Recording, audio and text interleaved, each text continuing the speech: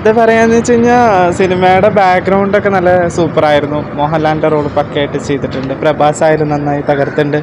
പിന്നെ അക്ഷയ് കുമാർ ആയാലും കാജൽ അഗർവാൾ ആയാലും ഓരോ ആർട്ടിസ്റ്റ് ആയാലും നായകനായാലും നായികയായാലും നന്നായി തകർത്തിട്ടുണ്ട്.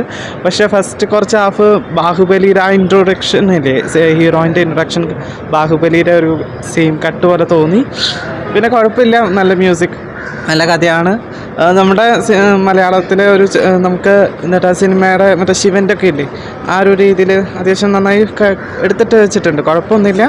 പക്ഷെ എന്നാലും കുറച്ചും കൂടി ഇതാക്കായിരുന്നു. സ്റ്റോറി വൈസ് സ്ക്രിപ്റ്റ് നല്ല രീതിയിൽ സ്ക്രിപ്റ്റ് വൈസ് കുറച്ചും കൂടി അല്ലെങ്കിൽ കഥ നന്നായി കുറച്ചും കൂടി ആക്കുകയാണെന്നുണ്ടെങ്കിൽ കുഴപ്പമില്ലായിരുന്നു. ഫസ്റ്റ് ഹാഫ് ഭയങ്കര ലാഗായിരുന്നു. സെക്കൻഡ് ഹാഫ് ഭയങ്കര സൂപ്പറായിരുന്നു. കുഴപ്പമില്ലായിരുന്നു. ഓവറോൾ ഒരു ഏവറേജ് പടം, അത്രേ പറയാൻ പറ്റുള്ളൂ. 1 മണിക്കൂർ ശരിക്കും എടുക്കാൻ അങ്ങനെ ചോദിച്ചു കഴിഞ്ഞാൽ ഫസ്റ്റ് ഹാഫ് എനിക്കെന്തോ കൊള്ളില്ലായിരുന്നു. സെക്കൻഡ് ഹാഫ് തൊട്ടാണ് ശരിക്കും സിനിമയുടെ ഒരു ഫോക്കസ് പോയിന്റ് വരുന്നത്. അപ്പോൾ അതുകൊണ്ട് തന്നെ സെക്കൻഡ് ഹാഫ് കുഴപ്പമില്ലായിരുന്നു, നന്നായിരുന്നു.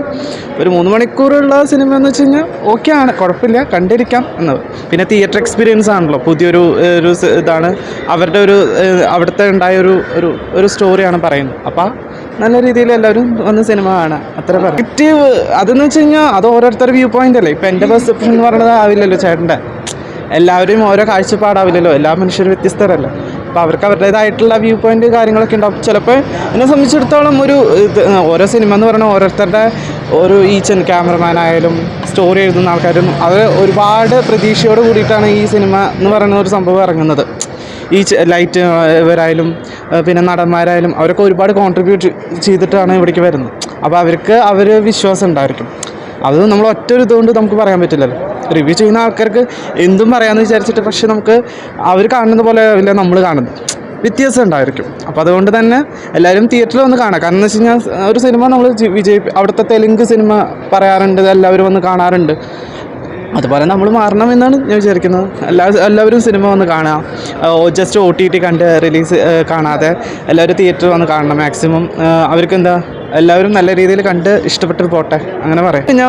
ഞാൻ കണ്ടായിരുന്നു, ഇങ്ങനെ പറയുന്നുണ്ട് ആൾക്കാർ പ്രഭാസിനെ പറ്റിയിട്ട് നന്നായി പറയുന്നുണ്ടായിരുന്നു. അതുപോലെ തന്നെ പ്രഭാസിന് നല്ല റോളാണ്, എല്ലാവരും നല്ല രീതിയിൽ ഉണ്ടായിരുന്നു. പക്ഷേ എങ്കിലും നമ്മൾ പറയില്ലേ, കഥ കുറച്ചും കൂടി ഇച്ചിരി ഒന്നും കൂടി ആക്കായിരുന്നു, അത്ര മാത്രമേ ഉള്ളൂ. ഞാൻ ആളുടെ ശ്രദ്ധിക്കാറില്ല അദ്ദേഹത്തിനെ പറ്റിയിട്ട്. എനിക്ക് എന്ന് വെച്ച് കഴിഞ്ഞാൽ അത് അദ്ദേഹത്തിൻ്റെ വ്യൂ പോയിന്റ് പറയുന്നു, ഞാൻ എൻ്റെ ഒരു രീതിയിൽ പറയുന്നു മാത്രം, ജസ്റ്റ് അത്രേ ഉള്ളൂ.